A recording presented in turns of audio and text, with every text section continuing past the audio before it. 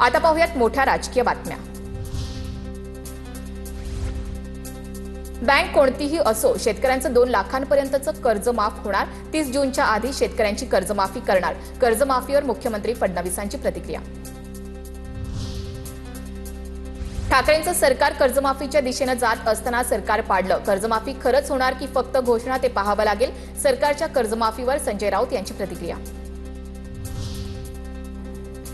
2.5 वर्ष मवियाचं सरकार असताना शेतकऱ्यांना फुटकी कवडी सुद्धा दिली नाही। उद्धव ठाकरेंनी कर्जमाफीची घोषणा करून हवेत बाण सोडले। नवनाथ बन यांचा राऊतांवर पलटवार। अपघाताचा प्राथमिक अहवाल आलाय, पूर्ण अहवाल आल्यावर बोलेन। अजित पवारांच्या विमान दुर्घटनेच्या तपासाबाबत सुनेत्रा पवारांची पहिली प्रतिक्रिया। जय पवारांची सोमवारी पत्रकार परिषद। काही दिवसांपूर्वी बेसारचा मालक रोहित सिंगचा व्हिडिओ पोस्ट केला होता। अजित पवारांच्या अपघाताच्या तपासावरून जय पवार काय बोलणार याकडे लक्ष। रोहित पवारांची दिल्ली वारी, विरोधी पक्षातील नेत्यांच्या भेटीगाठी सुरू। केजरीवालांची ही भेट। अजित पवारांच्या अपघातावरून सरकारला घेरण्याची तयारी। विरोधी पक्षांच्या साथीनं संसदेत आवाज उठवणार।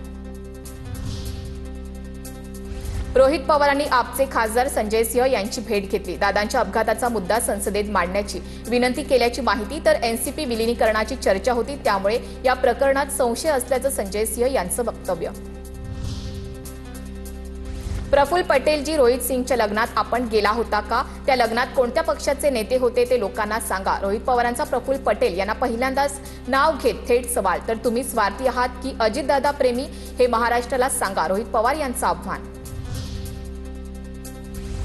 शरद पवारांपेक्षा पार्थ पवार यांची संपत्ती अधिक। 88 कोटींच्या संपत्तीसह पार्थ पवार महाराष्ट्रातील सर्वात श्रीमंत राज्यसभा उमेदवार। प्रतिज्ञापत्रातून माहिती उघड। आता पाहूयात राजकीय टॉप 9 बातम्या। दादांच्या अपघाताला रोहित पवारांच्या कारखान्याचं प्रदूषण कारणीभूत आहे का? भाजप युवा मोर्चाचा संशय। चौकशीसाठी मुख्यमंत्र्यांना पत्र। तर भाजपकडून गलिच्छ राजकारण सुरू। रोहित पवार यांचा संताप। पर्यावरण मंत्र्यांच्या कारखान्यातून सुद्धा प्रदूषण होतं। रोहित पवार एकटे नाहीत, सर्वांची चौकशी करा। भाजप पदाधिकाऱ्याच्या आरोपानंतर अंबादास दानवे यांची प्रतिक्रिया। मराठा आरक्षण उपसमिती कुठलेही आकडे जाहीर करत नाही। आकडेवारीत उपसमितीचा हस्तक्षेप नसतो। सामाजिक न्याय विभागात आकडेवारी नमूद असते। कुणबी मराठा दाखल्यांच्या आकडेवारीवर विखे पाटील यांची प्रतिक्रिया। उद्या देवेंद्र फडणवीस पुणे दौऱ्यावर। सावित्रीबाई फुले पुणे विद्यापीठ चौकातील 2 मजली पुलाचं उद्घाटन करणार। दोन्ही उपमुख्यमंत्री या कार्यक्रमासाठी उपस्थित राहणार। तर पीएमआरडीए कडून सुप्रिया सुळे आणि अमोल कोल्हेंचंही निमंत्रण पत्रिकेमध्ये नाव। कोल्हापुरात महाडिक गटानं फुंकलं गोकुळ निवडणुकांचं रणशिंग। महाडिक गटाकडून निवडणुकीच्या पार्श्वभूमीवर समर्थक ठरावधारकांचा मेळावा।